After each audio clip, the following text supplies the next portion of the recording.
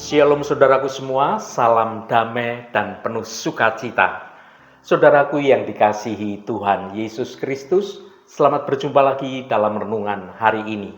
Saya berharap Anda semua tetap bersukacita dan senantiasa rindu untuk lebih mengerti akan kebenaran firman Tuhan. Namun sebelum kita mendengarkan renungan ini, mari kita awali dengan berdoa terlebih dahulu. Tuhan Allah Bapa kami yang penuh kasih dan sayang, kami bersyukur atas waktu yang indah yang Engkau sediakan bagi kami untuk merenungkan firman-Mu. Kami membuka hati dan pikiran kami di hadapan-Mu. Bimbinglah kami hari ini saat kami belajar tentang berjalan menjalani kehidupan tanpa kepalsuan. Tolonglah kami agar kami berani melihat ke dalam diri kami sendiri, menanggalkan segala topeng, dan juga hidup jujur di hadapan-Mu dan juga di depan sesama. Biarlah Roh Kudus-Mu berbicara agar kami diubahkan. Terima kasih Tuhan. Dalam nama Tuhan Yesus Kristus kami naikkan doa ini ke hadirat Engkau. Haleluya. Amin. Saudaraku yang terkasih, mari kita sejenak menenangkan hati dan juga pikiran kita dari segala kesibukan yang kita jalani hari demi hari. Dan fokuskanlah pandangan kita kepada Tuhan yang Maha Kasih. Pernahkah Anda merasa lelah karena harus memakai topeng di depan orang lain dalam menjalani hidup ini? Seakan-akan ada dua versi dari diri kita. Satu versi yang kita tampilkan di gereja atau di depan teman-teman dan juga di depan orang-orang yang kita segani. Dan versi yang lain kita tunjukkan saat kita sendirian, saat sedang ada di rumah, atau mungkin saat ada di tempat kerja, atau bahkan di dalam hati kita sendiri. Kita ingin terlihat baik-baik saja, terlihat memiliki kehidupan rohani yang baik, dan sepertinya segala sesuatunya terlihat sempurna. Padahal kenyataannya kita ini bergumul dengan berbagai macam persoalan. Kita ini sering melakukan kegagalan, bahkan pernah terjatuh dalam dosa, dan kita seolah-olah jauh dari kata sempurna atau kata tanpa cacat. Seringkali kehidupan Kristen kita ini menjadi suatu panggung sandiwara, tempat kita berakting seolah-olah semuanya berjalan baik-baik saja, padahal di dalam kehidupan kita ini penuh kegelisahan, penuh kepalsuan. Saat ini mari kita renungkan sebuah panggilan yang sangat mendasar dan juga sangat penting dari Tuhan, yaitu panggilan menjalani hidup tanpa kepalsuan. Tuhan tidak mencari aktor yang hebat. Tuhan mencari anak-anaknya yang memiliki suatu integritas yang sejati sebagai anak-anak kebenaran. Integritas itu berarti sama yang di dalam maupun yang di luar, sama konsisten dan jujur. Ini adalah tentang hidup dalam kebenaran yang total, baik di hadapan Allah yang dapat melihat isi hati kita maupun di hadapan sesama kita yang melihat segala tindakan yang kita lakukan.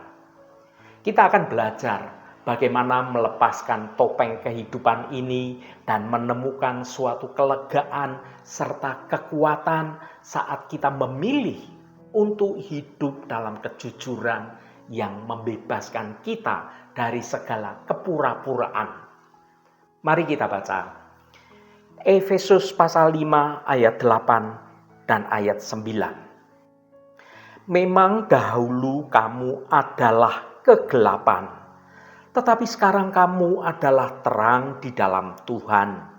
Sebab itu, hiduplah sebagai anak-anak terang, Karena terang hanya berbuahkan kebaikan dan keadilan dan kebenaran. Saudaraku, pernahkah Anda merasa lelah? Harus berakting sedemikian rupa, menutupi sesuatu hal yang tidak benar. Di dunia modern ini, kita seringkali tergoda untuk mengenakan topeng guna menutupi wajah sebenarnya dari kita ini. Di media sosial misalnya, kita menampilkan versi terbaik dari hidup kita. Keluarga yang harmonis, pekerjaan yang terlihat sukses, dan senyum yang merekah. Di tempat kerja, kita berusaha terlihat kompeten dan tanpa celah. Bahkan di gereja, kadang kita merasa masih perlu memasang wajah yang terlihat rohani, menyembunyikan segala pergumulan persoalan kita, entah itu dosa dan juga berbagai macam keraguan kita di balik ungkapan, "Puji Tuhan, saya baik-baik saja." Saudaraku, hidup dalam kepalsuan itu sungguh melelahkan. Kita menghabiskan begitu banyak energi untuk menjaga citra diri kita atau image kita, agar orang lain terkesan melihat apa yang ada pada kita. Sementara batin kita mungkin sedang berteriak, merasa kesepian, merasa gelisah, merasa takut atas segala sesuatu yang kita pikirkan. Namun Rasul Paulus dalam suratnya kepada jemaat di Efesus memberikan sebuah panggilan yang sungguh sangat keras dan sungguh nyata, tetapi itu semua membebaskan kita. Ia tidak memanggil kita untuk menjadi aktor yang hebat, melainkan untuk menjadi anak-anak terang. Dalam ayat 8 dimulai dengan sebuah kontras yang sungguh sangat tajam. Memang dahulu kamu adalah kegelapan, tetapi sekarang kamu adalah terang di dalam Tuhan. Renungan ini mengajak kita untuk menanggalkan semua topeng kepalsuan dan mulai berjalan dalam integritas kita sebagai anak terang, menjadi pribadi yang utuh di hadapan Allah dan di hadapan sesama. Frasa ini tentang perubahan identitas dari gelap menjadi terang. Hal pertama yang perlu kita sadari adalah integritas kekristenan bukan dimulai dari apa yang kita lakukan, melainkan siapa kita ini sebenarnya. Perhatikan bahwa Rasul Paulus tidak berkata, "Dulu kamu berada di tempat gelap. Sekarang kamu ada di tempat terang." Rasul Paulus tidak berkata demikian, saudaraku. Rasul Paulus berkata, "Dulu kamu adalah kegelapan. Sekarang kamu adalah terang." Ini berbicara tentang perubahan secara nature atau identitas. Sebelum mengenal Kristus, nature kita ini adalah kegelapan, penuh dengan kebingungan di bidang moral dan juga keterpisahan dari hadirat Allah. Namun ketika Kristus masuk di dalam hidup kita, Dia tidak hanya menyalakan lampu di sekitar kita. Dia mengubah kita menjadi terang itu sendiri. Mengapa ini penting bagi integritas kita sebagai anak-anak Tuhan? Karena seekor burung tidak berusaha dengan keras untuk dapat terbang. Burung itu bisa terbang karena ia adalah burung. Demikian juga dengan kita, seorang Kristen tidak seharusnya berusaha dengan keras memalsukan untuk kita terlihat baik. Kita berbuat baik karena itu adalah natur kita. Saat ini yang adalah anak-anak terang. Itu adalah sifat mendasar dari kita yang sudah diubahkan menjadi anak terang. Kepalsuan terjadi ketika perilaku kita tidak selaras dengan identitas kita sebagai anak terang. Jika kita mengaku anak terang, tetapi kita masih nyaman untuk berbohong, merasa nyaman untuk memfitnah, untuk menyimpan dendam, memiliki akar kepahitan, maka ada disonansi atau ada ketidakcocokan di dalam jiwa kita. Berjalan tanpa kepalsuan berarti menyelaraskan siapa saya di dalam Kristus dengan bagaimana saya hidup sehari-hari sebagai anak-anak Tuhan. Lantas seperti apa bentuk nyata dari hidup tanpa kepalsuan itu, saudaraku? Rasul Paulus menjelaskan di ayat 9 bahwa terang itu membuahkan 3 hal spesifik, yaitu kebaikan, keadilan, dan kebenaran. Mari kita bedah ketiga hal ini sebagai tolok ukur integritas kita sebagai anak-anak terang. Yang pertama, kebaikan. Kebaikan di sini bukan sekedar soal sopan santun. Dalam bahasa aslinya ini merujuk pada kemurahan hati yang aktif dan juga kasih terhadap sesama kita. Orang yang berjalan tanpa kepalsuan tidak hanya terlihat baik di depan pendeta, tetapi ia memiliki hati yang tulus dan selalu ingin menolong orang lain, bahkan ketika tidak ada yang melihatnya sekalipun. Apakah kita baik kepada atasan hanya untuk mencari muka? Atau apakah kita tetap baik kepada pramusaji atau petugas kebersihan atau kepada orang yang tidak bisa membalas budi kepada kita dan kita tetap baik kepada mereka? Kebaikan tanpa kepalsuan tidak memandang status. Ia mengalir keluar karena hati yang telah diubahkan oleh kuasa Tuhan. Yang kedua, keadilan. Ini soal benar di mata Tuhan. Kata ini seringkali diterjemahkan sebagai kebenaran dalam tindakan atau integritas moral kita. Ini berbicara tentang melakukan apa yang benar menurut standar Allah, bukan menurut standar dunia. Dunia mungkin berkata, ya tenang aja, tidak apa-apa, curang sedikit-sedikit, yang penting kita untung. Atau ada orang dunia yang berkata, alah, berbohong demi kebaikan itu wajar. Tetapi kita sebagai anak terang harus berjalan dalam keadilan. Artinya, ya, maka kita adalah ya. Dan tidak, maka kita adalah tidak. Integritas adalah apa yang Anda lakukan saat tidak ada orang yang melihat apa yang Anda perbuat. Apakah Anda tetap jujur dalam laporan keuangan meski tidak ada yang mengaudit? Apakah Anda tetap setia pada pasangan Anda saat Anda berada jauh di luar kota?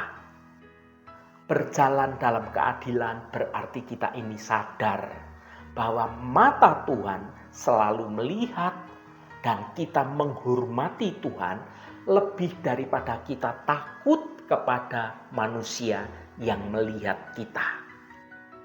Yang ketiga, kebenaran. Ini tentang menjadi pribadi yang bisa dipercaya. Ini adalah lawan mutlak dari kemunafikan. Kebenaran berbicara tentang suatu transparansi dan juga kejujuran. Iblis adalah bapa segala dusta. Maka anak-anak terang harus menjadi pembawa kebenaran, bukan membawa hal-hal yang bersifat dusta. Berjalan dalam kebenaran berarti kita berani menjadi otentik. Kita tidak perlu berpura-pura menjadi sempurna. Justru bagian dari kebenaran adalah kerendahan hati untuk mengakui, misalnya, maaf ya, saya salah. Atau, tolong doakan saya sedang lemah. Ini sesuatu hal ungkapan yang jujur. Gereja dan komunitas Kristen seharusnya menjadi tempat di mana kita bisa membuka topeng tanpa takut dihakimi oleh sesama kita. Ketika kita berani hidup dalam kebenaran, mengakui segala kelemahan kita, dan memegang janji-janji Allah, disitulah kuasa Tuhan bekerja menyempurnakan kita. Kepalsuan menutup pintu kasih karunia, tetapi kejujuran membukanya lebar-lebar. Saudaraku yang dikasihi Tuhan, tantangan kita di zaman sekarang ini adalah bagaimana kita menjadi terang apa adanya. Mengapa sangat sulit untuk hidup tanpa kepalsuan di zaman sekarang ini?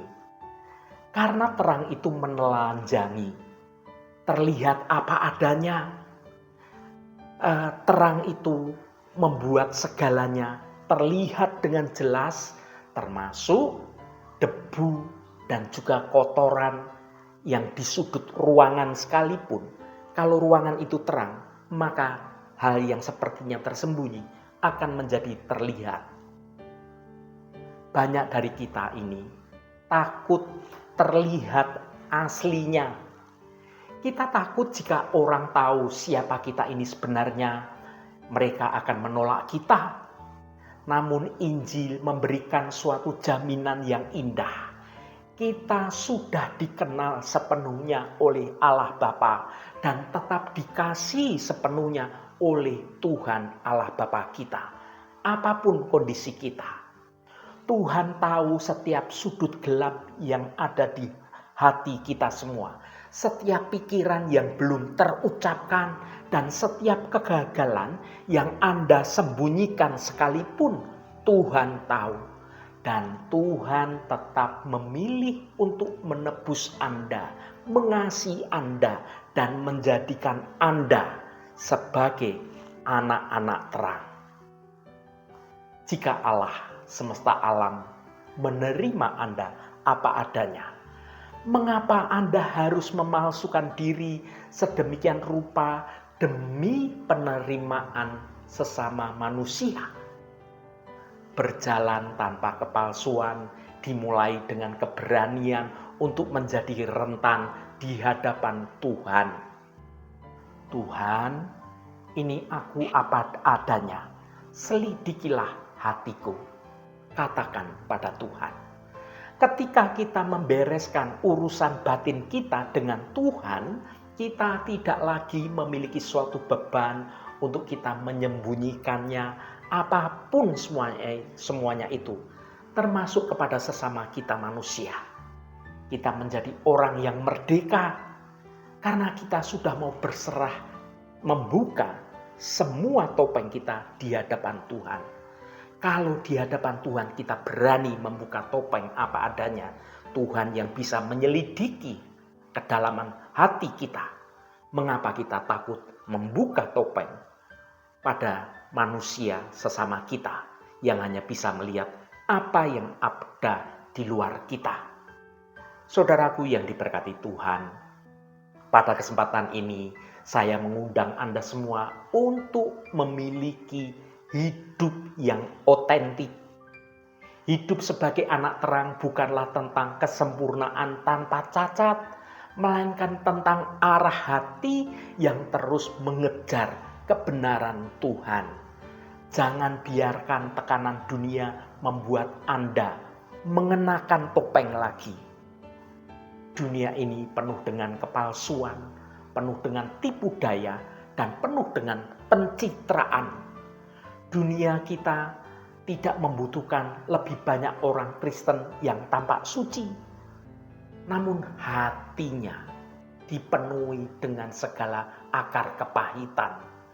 Dunia itu membutuhkan orang Kristen yang otentik, yang berintegritas, yang jika berbuat salah, dia berani meminta maaf, dan yang hidupnya memancarkan kasih yang tulus.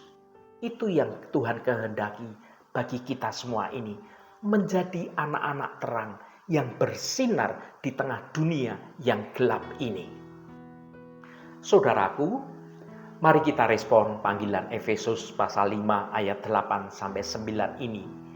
Hiduplah selaras dengan identitas baru Anda sebagai anak terang. Jadilah terang yang hangat, yang tidak menyilaukan mata orang dengan kesombongan kita, tetapi menerangi jalan bagi mereka yang sedang tersesat melalui kebaikan kita, melalui keadilan yang kita lakukan, dan juga kebenaran dengan tulus hati. Haleluya, Tuhan memberkati kita semua. Mari kita tutup renungan ini dengan berdoa. Bapa Surgawi, terima kasih karena Engkau telah memanggil kami keluar dari kegelapan dan menjadikan kami sebagai anak terang di dalam Engkau. Tuhan, selidikilah hati kami.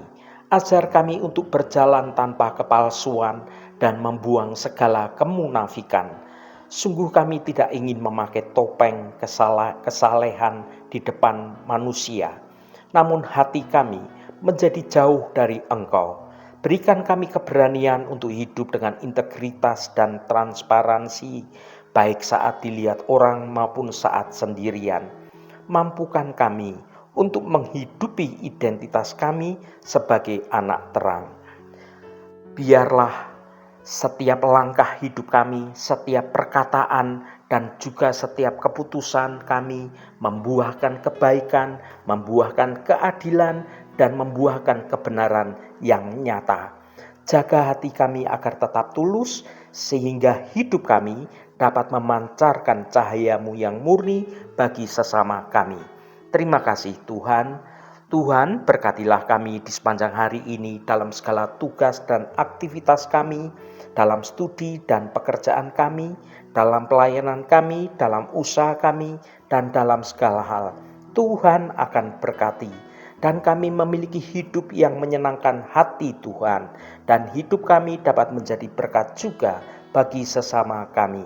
Tuhan, secara khusus kami berdoa untuk saudara-saudara kami dimanapun berada yang saat ini sedang menderita sakit. Kami mohon jamahan-Mu dalam nama Tuhan Yesus Kristus. Kuasa penyembuhan boleh terjadi pada saudara-saudara kami yang saat ini sedang menderita sakit.